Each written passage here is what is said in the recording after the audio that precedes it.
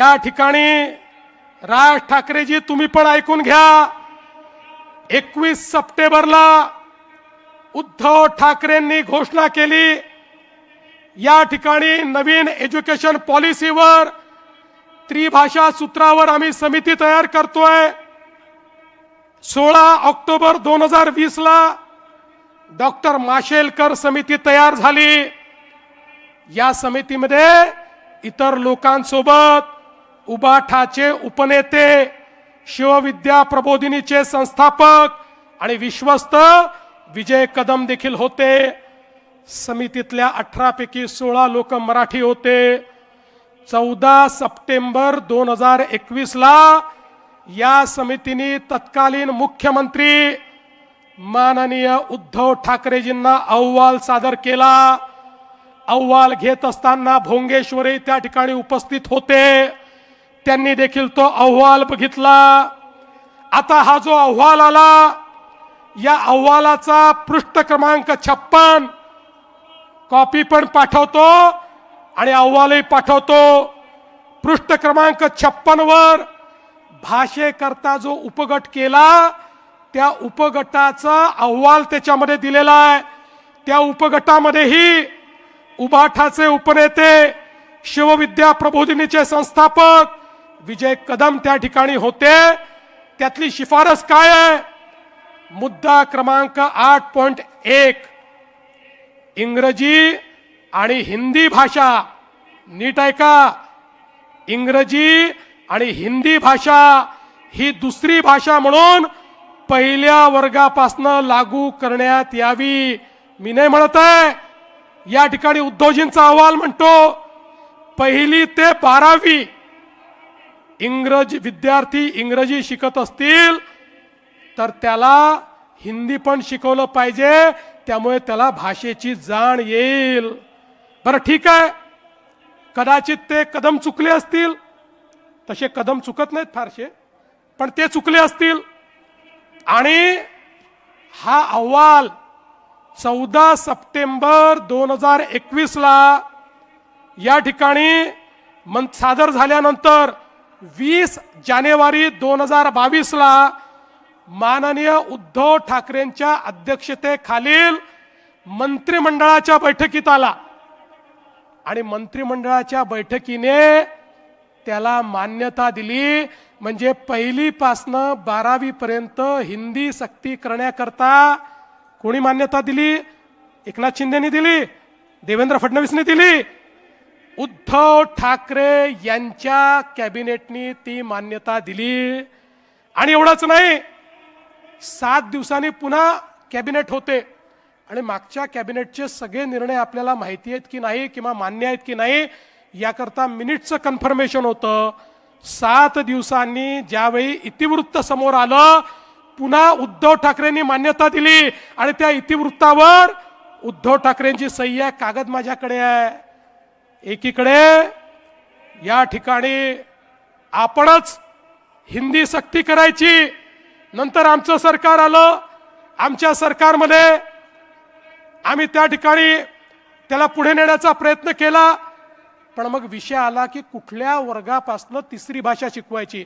आम्ही तर सांगितलं हिंदी शिका, हिंदीचं आपल्याकडे सगळं अवेलेबल आहे, पण कोणाला भारतातली कुठली भाषा शिकायची असेल तरी आम्ही ती शिकण्याची परवानगी देऊ। कुठल्या वर्गातनं शिकवायची याची आपण कमिटी तयार केली। बंधू भगिनींनो, यांचे खायचे दात आणि दाखवायचे दात वेगळे आहेत। आता काल काय सांगितलं? म्हणाले नवी मुंबईचं विमानतळ झालं म्हणजे आता मुंबईचं विमानतळ खतऱ्यात आलं, यांना मुंबईचं विमानतळ विकायचं आहे म्हणून हे नवी मुंबईचं विमानतळ यांनी तयार केलं। आता मी राजकारणात पैदाही झालो नव्हतो तेव्हा या नवी मुंबईच्या विमानतळाची संकल्पना पडली। 1988 सालापासनं नव्या मुंबईला एअरपोर्ट करायचं या संदर्भातली संकल्पना झाली, पण ते जाऊ द्या। माझा त्यांना सवाल आहे, तुम्ही मातोश्री 1 वरनं मातोश्री 2 कडे गेलात, का गेला? जागा कमी पडत होती म्हणून? किंवा आमचे राजसाहेब कृष्णकुंजमधनं शिवतीर्थावर गेले. का गेले? जागा कमी पडत होती म्हणून.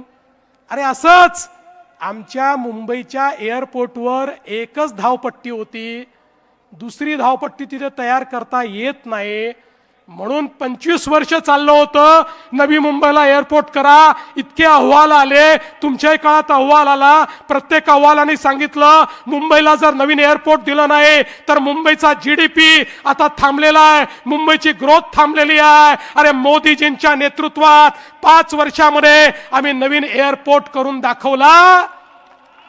तुझको मिरची लगी तो मैं क्या करू. आणि आता सांगतो तिसरा एअरपोर्ट पण करणार आहे. अरे जर लंडनला 3 एअरपोर्ट असू शकतात तर माझ्या मुंबईला 3 एअरपोर्ट का नाही. कदाचित मी इथे 3 एअरपोर्ट केल्यानंतर तुम्हाला इथे लंडन असल्यासारखं वाटेल आणि तुम्ही इथेच थांबाल, म्हणून तिसरा एअरपोर्ट देखील या ठिकाणी करणार आहे. आणि छत्रपती शिवाजी महाराज एअरपोर्ट मुंबई याची क्षमता 1.5 पट करणार आहे, त्याची क्षमता वाढवणार आहे. हा निर्णय या ठिकाणी आम्ही घेतलाय.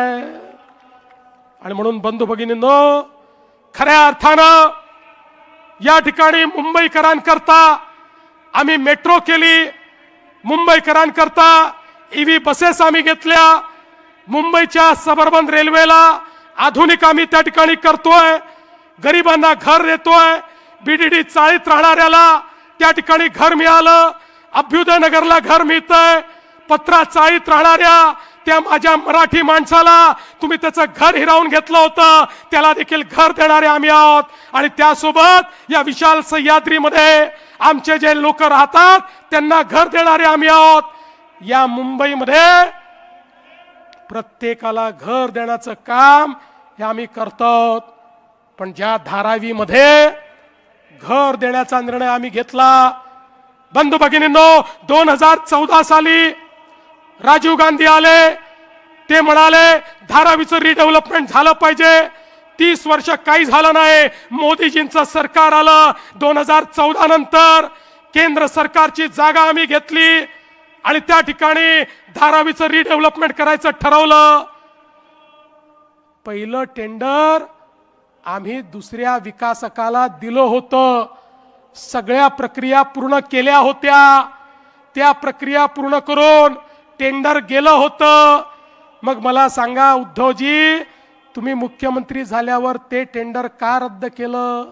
तुम्हाला कोणाला टेंडर द्यायचं होतं म्हणून ते रद्द केलं. आता मी विचारू का की तुम्हालाच अडाणींना टेंडर द्यायचं होतं म्हणून तुम्ही ते टेंडर रद्द केलं. आणि म्हणून आम्ही पुन्हा सरकारमध्ये आलो.